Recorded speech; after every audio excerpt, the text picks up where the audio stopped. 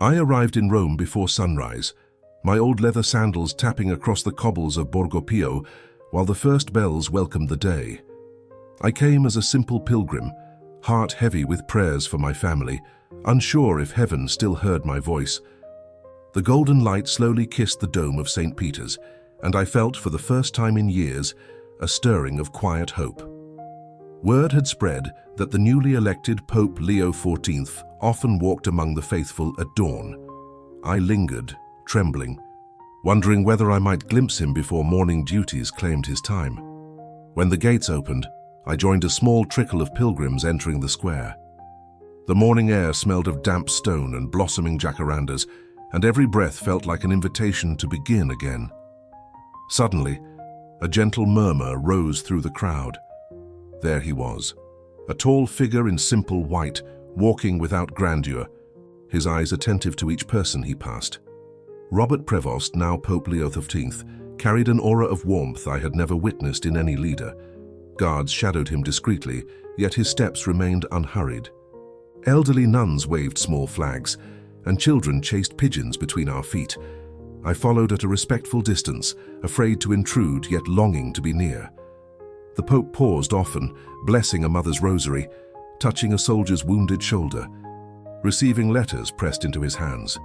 Each gesture seemed to mend invisible fractures in those he encountered.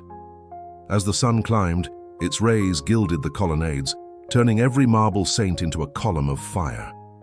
I felt my own faith, long dormant, cracking open like a seed in spring. All at once, His Holiness turned toward the left-hand steps, where a lone figure sat. In that turning moment, I sensed providence working its delicate threads among ordinary souls. The stranger was perhaps 50, though hardship blurred exact age.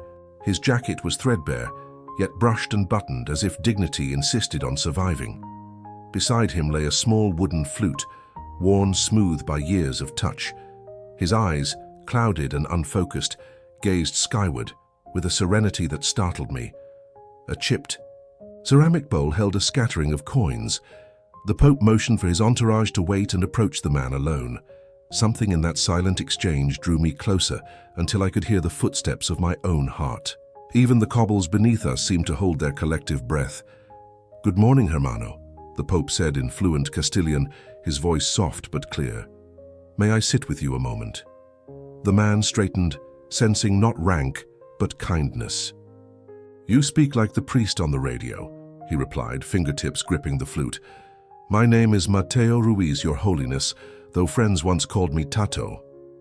The Pope introduced himself simply as Brother Leo, a habit he kept from missionary days in Peru.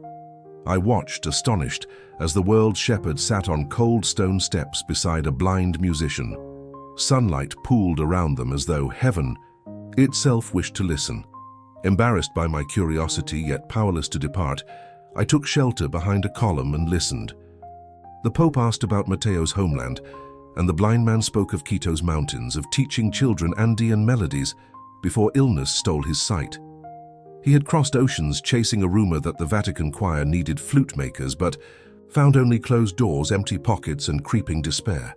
His story, told in halting breaths, wrapped around the square like unseen incense, lifting every heart that overheard. My own lungs burned with empathy, every breath carrying part of his sorrow. Pope Leo rested a gentle hand over Mateo's weather-beaten fingers. "In loss we sometimes discover the core song God planted in us," he murmured. "Will you share a fragment of your melody now?" Mateo hesitated, then raised the flute. Despite chipped varnish, the instrument released a tone pure as mountain air after rain. The notes rose, fluttered, and settled on the piazza, making pigeons fall silent mid-coo. I closed my eyes, and the tune carried me to snow-capped peaks, and hummingbirds to a child's laughter, echoing across valleys. Hope fluttered in my chest like a caged bird suddenly freed. Tears traced Mateo's cheeks. "I play but cannot see who listens," he said. "Sometimes I wonder whether sound alone can keep me alive." The Pope smiled, a crease-lined smile that reached his eyes. "Faith also listens without sight," he answered. "And sometimes when faith falters, a companion becomes its eyes." I noticed then that the Holy Father wore no ornate ring that morning, only a simple wooden cross around his neck. The humility of that symbol pierced me, reminding me how complicated we make grace. I found myself praying silently, begging for courage to follow their example. Intent on understanding, the Pope invited Matteo to walk with him toward the basilica's shadow.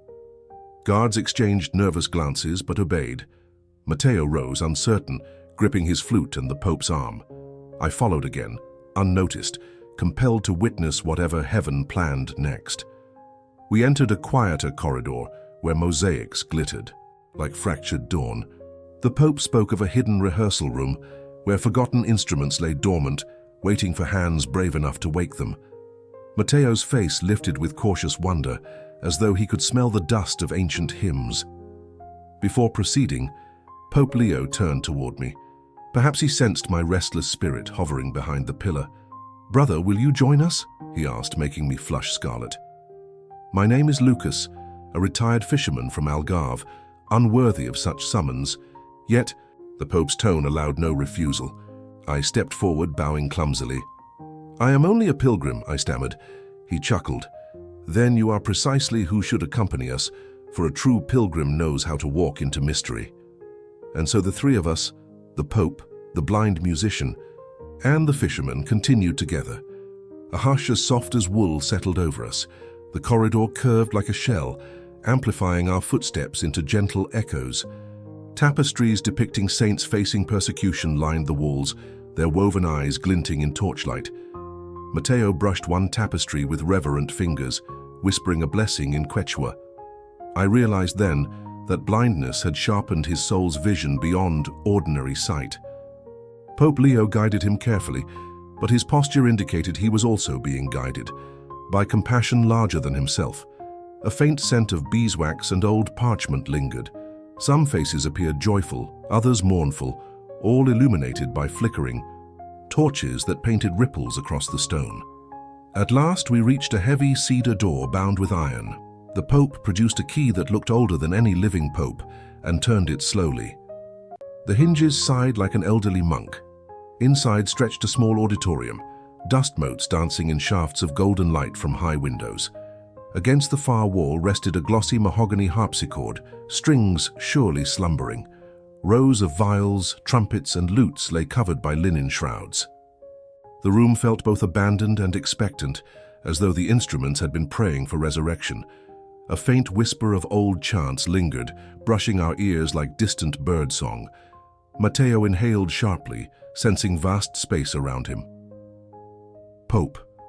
Leo guided his hand to the harpsichord's polished surface. The blind man traced its curves, marveling like a child meeting the ocean. "She is beautiful," he whispered. The Pope whispered back, "So is the one who will play her." His Holiness opened the lid. A chord quivered in the stillness. I saw Matteo flinch at the raw sound, almost afraid of awakening forgotten parts of himself. My pulse thundered. The dust sparkled like tiny constellations in the slanted morning light. The Pope invited Matteo to sit. "Play whatever your heart speaks," he encouraged. Matteo's fingers hovered, trembling, then descended. The first arpeggio stumbled, but the second carried coherence, and by the third measure a river of sound flooded the chamber. The harpsichord's voice, bright and crystalline, intertwined with the earthy timbre of Matteo's flute when he lifted it again. Improvised duet, man and instrument, sightless yet guided by memory, spiraled upward, filling rafters with new creation. Somewhere outside a bell tolled, marking an hour that felt outside of time. When the music subsided, silence fell, not as emptiness, but as full embrace. Pope Leo knelt beside Matteo, laying hand over his heart. "Your melody testifies that even broken reeds can breathe God's breath," he said. "Will you allow us to tend your journey further?" Matteo's shoulders shook. Hope and fear wrestled within him. Finally, he nodded. The Pope turned toward me. "Lucas, will you walk with him as brother?" I nodded too, though uncertainty churned. The walls, though silent, hummed with the memory of countless prayers. As we left the rehearsal room, the Pope paused beneath a narrow stained glass window, depicting the prodigal son embraced by his father. Sunlight poured red and gold across Matteo's face, and though he could not see it, warmth settled on his features like promise. His Holiness looked at both of us. "This is only the beginning," he said quietly. "Sometimes God composes a symphony using instruments the world discards. Let us trust the next movement." With that, he led us toward a future none of us yet understood. Beyond us, the city bells began another hymn, summoning minds and hearts to gratitude. The very next morning, Pope Leo summoned Matteo and me to a modest breakfast nook overlooking the Vatican gardens. Sparrows darted through bougainvillea, while the Holy Father poured coffee as though he were our parish priest back home. He explained his plan. Matteo would premiere an original piece during Sunday Angelus, just 5 days away. My stomach flipped. For a man who had not touched a harpsichord in years, such notice felt cruel. Yet the Pope's confidence glowed warmer than the rising sun. "Grace often arrives disguised as urgency," he said, placing itinerary sheets into my trembling hands. Rehearsals began that afternoon in the same hidden auditorium. I served as Matteo's guide and page-turner, counting silent beats so he could locate entries. At first his fingers fluttered confidently, but midway the melody dissolved into broken chords. He froze, breath shallow, whispering that the keys felt like gravestones. Memories of Ecuador, of school children's laughter, flooded him, followed by the darkness that stole sight and security. We paused. I fetched water. Pope Leo suggested brief walks between sections to steady nerves. Still, the blind musician's shoulders sagged beneath unseen weight each time we resumed. On the third evening, a tall, silver-haired maestro named Giovanni Sartori entered unannounced. Director of sacred music, he inspected us through pince-nez, glasses that glinted like ice. "His Holiness requested I evaluate readiness," he declared. After Matteo performed 2 minutes, Giovanni raised a hand, stopping everything. "Skill admirable," he pronounced coldly, "but unpredictability unacceptable for liturgy." His words, delivered before clerics and acolytes, felt like stones hurled at a fledgling bird. Matteo's chin dropped. Giovanni bowed curtly to the Pope, who had silently entered behind him, and swept out, leaving a trail of polished disdain. Humiliation cut deeper than Matteo's old hunger pangs. That night he packed his small satchel, intending to slip away before dawn. I found him, kneeling by the marble fountain near the Swiss guard post, whispering tear-stained prayers. "You heard Signor Sartori," he said. "I'll spare everyone embarrassment." Moonlight silvered the water and my resolve. I recalled my own cowardice years earlier, when storms wrecked my fishing boat and I abandoned crews who depended on me. I refused to repeat such flight. Placing a hand on Matteo's shoulder, I begged him to stay, promising to carry doubt for both of us. When morning came, Pope Leo greeted us with a surprising grin. "I expected turbulence," he said, "so I booked a sturdier vessel." He unlocked a side chapel rarely open to visitors. Inside sat a fortepiano crafted for Pius VI's, lighter action, warmer tone. "Some instruments forgive human frailty better than others," he mused. Matteo caressed the ivory keys and played an improvised hymn so tender even the marble angels seemed to lean closer. Confidence flickered anew. The Holy Father then tasked me with guarding the fortepiano like St. Joseph guarded the child. I swallowed hard but accepted. Later that day, I returned from fetching parchment to find disaster. Several fortepiano strings lay snapped, their coils dangling like wounded nerves. Rosin dust was scattered and a tuning wrench abandoned nearby. Only someone knowledgeable could sabotage so precisely. My thoughts flew to Maestro Sartori. Fear twisted my gut. Without immediate repairs, Sunday's premiere would collapse. Vatican technicians were scarce after hours. Driven by desperation, I located toolboxes and followed pictorial diagrams etched beneath the lid. My fisherman's fingers, once skilled with net and rope, now learned the delicate art of restringing sacred steel. All night we toiled, Matteo identifying correct pitches by ear, me tightening pegs until the old wood sighed back into tune. Sweat dripped, candles burned low, yet music slowly resurrected beneath our weary hands. At dawn, the Pope entered quietly, eyes moist. "You have played Lazarus to this instrument," he whispered. He placed small Eucharistic hosts into our palms as provisional breakfast, blessing the room with incense. The scent gilded our exhaustion with solemn wonder. He said nothing about sabotage. His silence spoke both sorrow and steady resolve. Saturday rehearsal brought choir members, cardinals, and, inevitably, Giovanni Sartori. He inspected the fortepiano, brows arching upon discovering its immaculate condition. "Well, miracles multiply," he muttered. During run-through, Matteo performed flawlessly, until a sudden memory surfaced mid-phrase. His late wife, he confided later, had sung that exact progression while weaving baskets for market. His fingers froze. Silence swallowed the hall. Snickers rippled among junior choristers. Giovanni closed his music folio with theatrical finality. Embarrassment burned Matteo's cheeks. I stepped forward, clasped his hand, and together we whispered the Sanctus until breathing steadied. After dismissal, I caught Giovanni lingering near a window, speaking on a slim phone. "Flute might fetch 20,000. Blind fool will never know," he hissed in Italian. My heart pounded. Matteo's instrument, battered yet beloved, clearly held hidden value. I backed away, vowing to confront the treachery, but unsure how. That evening I inspected the flute under lamplight. Faded engravings emerged. Para Mariana, 2010. Could Mariana be a daughter? Sister? Something precious indeed. I tucked the instrument safely inside my own travel pouch, fearing Giovanni's greed more than ever. Sunday arrived swift as springtide. St. Peter's Square brimmed with pilgrims and cameras. We rolled the fortepiano onto an elevated platform near the papal window. Sun flared against polished wood. Choir robes swished like wings.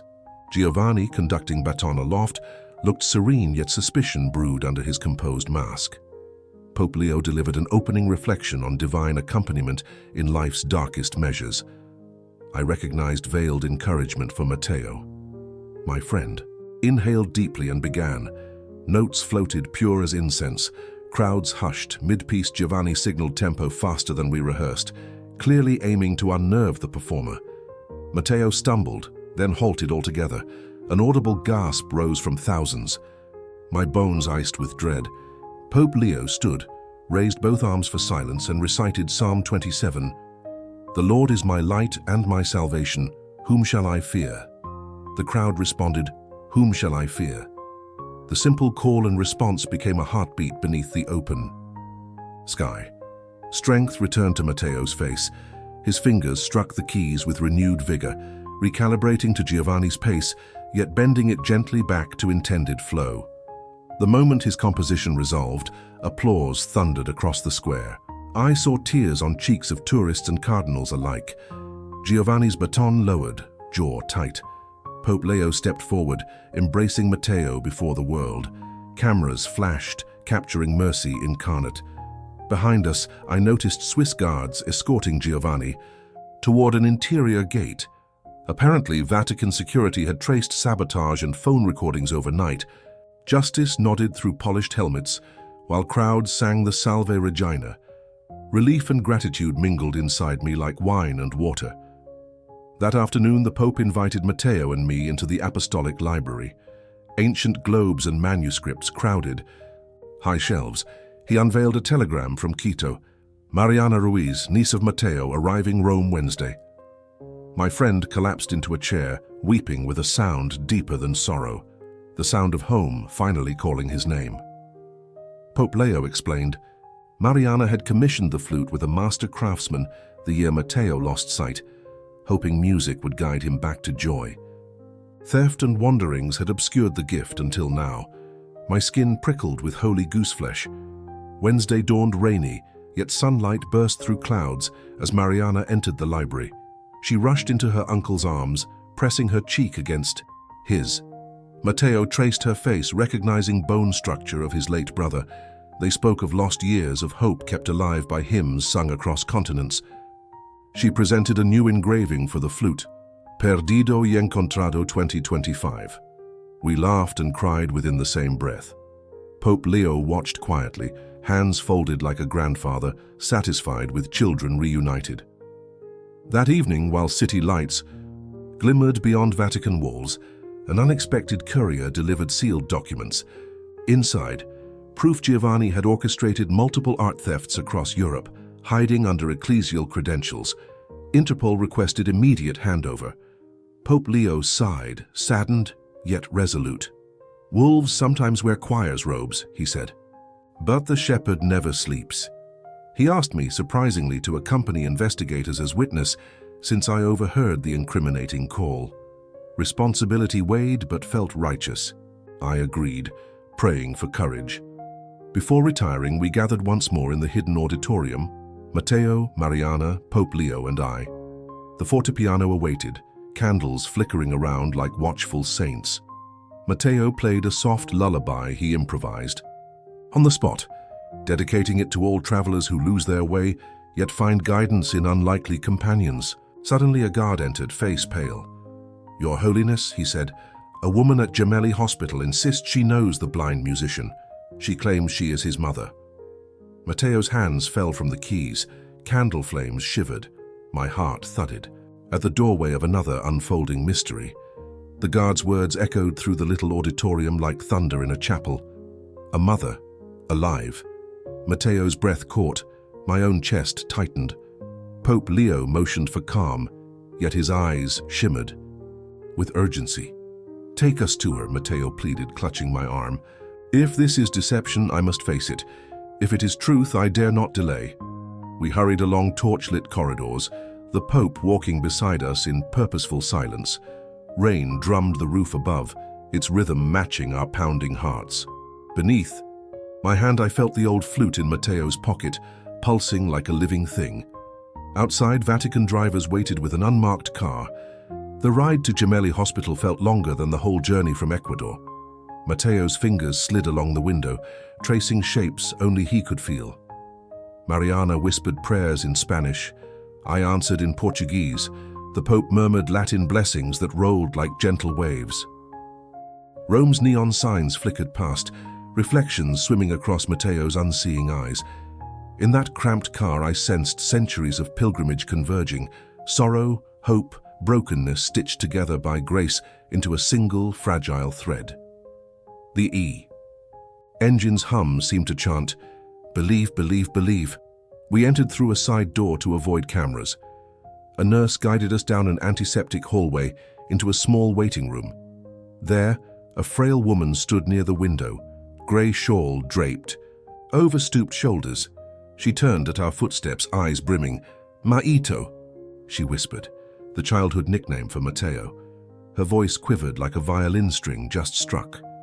Matteo froze, rooted to the tiles. Pope Leo rested a steadying hand on his back. "Go to her, son," he said softly. I stepped aside, my throat thick as time seemed to hold its breath. Matteo stretched trembling hands into the air. The woman advanced slowly until his fingertips brushed her cheeks. He inhaled sharply. "Mother, your scar by the left brow," he murmured, tears breaking free. "I used to kiss it goodnight."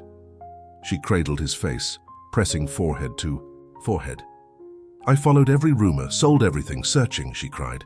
"They told me Rome welcomed wandering musicians. I prayed I might hear your flute." The reunion felt too sacred for speech. Even the fluorescent lights seemed to dim in reverence, bathing them in gentle glow. After long moments, they separated just enough to breathe. Pope Leo asked, "Who brought you here, Signora?" She explained a curious Italian nun had heard her story at a shelter and contacted the Vatican upon recognizing Matteo's surname from news reports. The Pope nodded, silently thanking unseen providence. Then he turned toward me. "Lucas," he said, "every pilgrim bears witness, so the journey is remembered. Ready your heart. You will tell this tale far beyond these walls." I swallowed, tears, understanding my humble role in this unfolding symphony. Doctors needed to examine Matteo's mother, Rosa, so we relocated to a quiet courtyard. Rain had ceased. Citrus blossoms scented the night. Matteo, Mariana, and I sat on a stone bench, hearts raw yet humming. Pope Leo paced slowly, hands clasped behind his cassock, contemplating recent miracles stacked like dominoes. Finally, he spoke. When God writes music, he weaves dissonance so the resolution tastes sweeter. I pondered that truth, recalling my own net-mended life after storm losses. In Matteo's silence, I sensed chords being retuned deep inside his soul. Rosa's tests ended quickly. She joined us holding a folded envelope. "I carried this letter 10 years, she said, pressing it into Matteo's palm. "It was written by your father before he died. He begged me to return it only when you believed again." Matteo unfolded the brittle paper. I read aloud, translating soft Spanish into careful English so the Pope could follow. The letter praised Matteo's gift, warned against despair, and begged him to let music heal others, even if darkness swallowed his sight. Tears streaked my cheeks while reading. Each sentence felt like a benediction. "Father knew," Matteo whispered. "He foresaw my blindness but trusted God to use it." He raised the flute and blew a single clear note that floated upward, dissolving into night air. Passers-by paused, drawn by the purity. Mariana closed her eyes, harmonizing an alto hum. Rosa joined with tremulous soprano, and suddenly an impromptu quartet filled the courtyard when Pope Leo added a low Gregorian drone. I, tone deaf, simply wept. In those vibrations I heard planets spinning, seeds sprouting, broken hearts knitting themselves whole. Word of the reunion spread quickly. Reporters swarmed the hospital, but Vatican security shielded the family. Pope Leo announced a private mass of thanksgiving the next morning in the Pauline Chapel. He invited only a handful: doctors, nurses, the curious nun, and me. During that mass, the Holy Father preached on Mark 10, where Bartimaeus, though blind, saw Jesus more clearly than anyone. He looked directly at Matteo while saying, "Some eyes open inward first, so they may guide others when outward sight is lost." The chapel echoed with gentle amens. After communion, the Pope surprised us again. He presented Matteo with a small leather-bound book, the original Vatican registry of sacred musicians dating back 5 centuries. Beside Luigi Cherubini, Palestrina, and others, a fresh entry now read, "Matteo T. Ruiz, Composer in Residence 2025. Gasps and applause broke protocol. My friend pressed the registry to his chest, overcome. Rosa's old hands clapped softly, every wrinkle radiant as sunrise. Mariana squeezed my arm until circulation ceased. Joy rumbled through that holy room like distant thunder of grace. Post-Mass, doctors revealed hopeful news. A new corneal transplant technique might restore partial sight. Risks were high, yet possibilities glimmered. Matteo declined at first, saying music already gave him all vision required, but Rosa and Mariana urged him to consider. "Seeing your faces again would double the beauty of sound," he admitted. Pope Leo assured access to world-class surgeons, but reminded him and all of us that even if the surgery failed, eyes of the heart would not dim. The decision hung in fragrant spring air, like an unplayed note. That evening we returned to the hidden auditorium so Matteo could pray about the surgery. He sat at the fortepiano. I lit a single candle. He began improvising a piece unlike any I'd heard, delicate, hesitant, each phrase questioning, then answering with gentle resolve. Mid-melody, he stopped and whispered, "Lucas, bring the flute." I handed it over.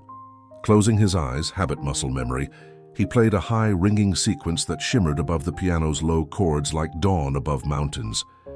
When the final note faded, he turned to us. "I will accept the surgery," he announced. Weeks passed in a blur. Surgeons harvested donor tissue. We kept vigil with rosaries and story swapping. Pope Leo visited pre-op room, offering a simple blessing. "Let whatever sight returns show you God in all things." The operation lasted 3 hours. I paced hospital halls reciting Psalm 121 until knees ached. Finally, the surgeon emerged, smiling. "Preliminary signs encourage," he said. We exhaled collective breath we didn't know we held. Bandages would remain 1 week, an octave of waiting. On removal day, flashes of cameras waited outside, yet were kept at bay. Inside a dim room, Mariana and Rosa stood to Matteo's left, I to his right, the Pope at his feet like a watchful pastor. Bandages slipped away. Matteo blinked into soft lamplight. At first he saw only hues, then shapes. Suddenly his gaze locked on Mariana's tear-drenched grin. He gasped, trembling. "Your eyes," he whispered. "They shine like father's." He turned toward Rosa, recognizing familiar scar. Tears met tears. Pope Leo recited the Magnificat. I collapsed into a chair, overwhelmed by mercy's avalanche. The next Sunday, crowds returned to St. Peter's, but this time Matteo faced them not as a blind musician, but as one whose sight mingled color with memory.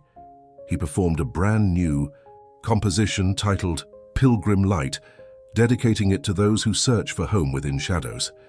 I stood nearby holding his flute case, marveling at every twist of providence that had guided us. When music ended, he motioned me forward. Into the microphone he said, "This fisherman taught me God strings nets differently for every soul." Applause washed over me.